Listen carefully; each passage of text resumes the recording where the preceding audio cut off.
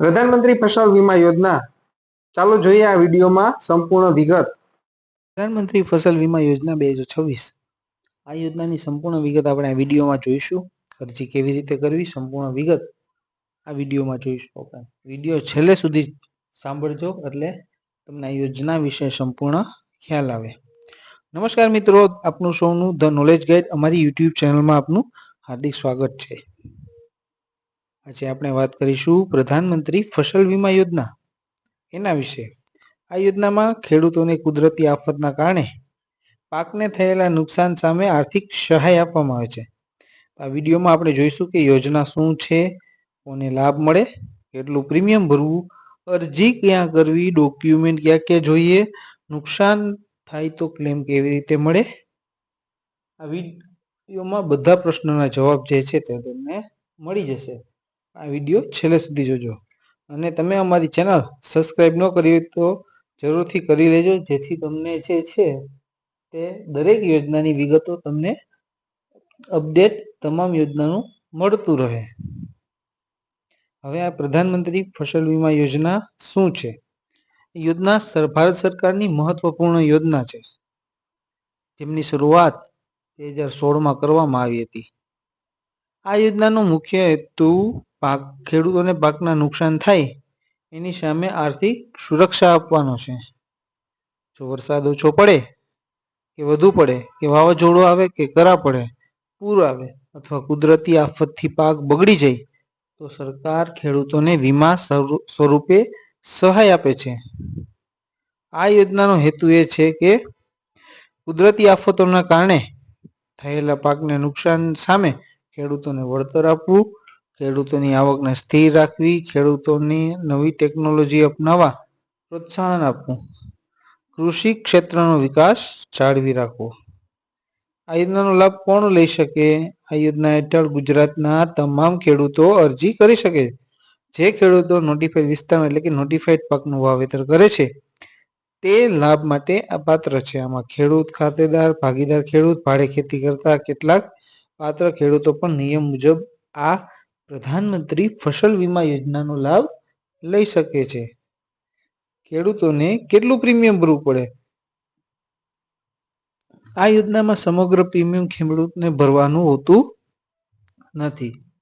મોટા ભાગનું પ્રીમિયમ છે તે સરકાર ભરે છે। ખેડૂતને માત્ર ખરીફ પાકમાં 2%, રવિ પાકમાં 1.5% અને વ્યાપારી અને બાગાયતી પાકમાં 5% પ્રીમિયમ ભરવાનું રહે છે।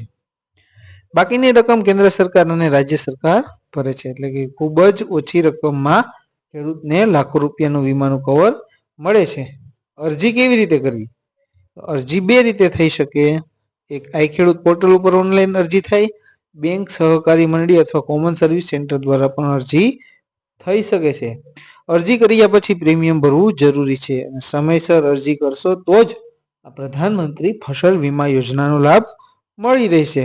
આ અરજી કરવા માટે પ્રધાનમંત્રી ફસલ વીમા યોજનામાં અરજી કરવા માટે જરૂરી ડોક્યુમેન્ટ આધાર કાર્ડ, 7/8 બેંકની પાસબુક, મોબાઈલ નંબર અને પાકની વિગત અને જમીનના જરૂરી દસ્તાવેજ રહે છે। હવે ક્લેમ ક્યારે મળે?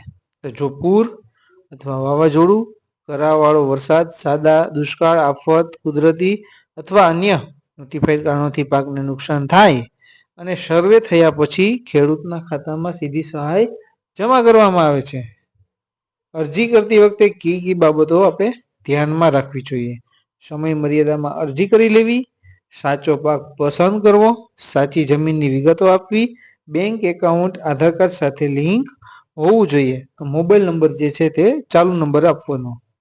મહત્વની વેબસાઇટ આઈ ખેડૂત પોર્ટલ અથવા એગ્રીકલ્ચર ગુજરાતની વેબસાઇટ અહીં તમને ડિસ્પ્લેમાં આપેલી છે।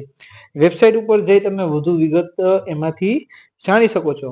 અમારાથી જે બનતી વિગત જે છે, મોટા ભાગની વિગતો તમને આપી દીધી કે ડોક્યુમેન્ટ જોઈએ, યોજના શું છે, કોણ લાભ લઈ શકે છે, પ્રીમિયમ ક્યારે ભરવાનું, કેટલું વળતર મળે, આ બધી વિગત છે તે અમે તમને આ વિડીયોમાં બતાવી દીધી છે। અને હા, જો તમે ખેડૂત છો અથવા તમારા પરિવારના કોઈ સભ્ય ખેતી કરે છે તો એમને પ્રધાનમંત્રી ફસલ વીમા યોજના એનો લાભ જરૂરથી દેવડાવજો। આ યોજનાથી પાકના નુકસાન સમયે મોટી આર્થિક મદદ મળી રહે છે। મિત્રો, જો આ તમને વિડીયો ગમ્યો હોય તો અવશ્ય એક લાઈક કરજો, તમારા ખેડૂત મિત્રો સાથે શેર કરજો અને આવી જ સરકારી યોજનાની સંપૂર્ણ માહિતી માટે અમારી ચેનલ ધ નોલેજ ગાઈડને સબસ્ક્રાઇબ કરવાનું ભૂલતા નહીં. ધન્યવાદ. અને હા, કોઈ પણ સરકારી યોજનાની માહિતી મેળવવા માટે અમારો અહીં નંબર આપેલો છે 9425583042. આ નંબર ઉપર તમારે અહીં યોજનાનું નામ લખી વોટ્સઅપ કરવાનું રહેશે. અમારી પાસે જે ઉપલબ્ધ માહિતી હશે અમે તમને વિડીયોના માધ્યમથી વિડીયો મોકલી અને તમને માહિતી આપવાના પ્રયાસો કરીશું. આપે આ વિડીયો છેલ્લે સુધી સાંભળ્યા બદલ આપનો ખૂબ ખૂબ આભાર. મને આશા છે કે તમે આ વિડીયો વધુમાં વધુ ખેડૂતો સુધી શેર કરશો એવી મારી આપ સૌ મિત્રોને વિનંતી છે.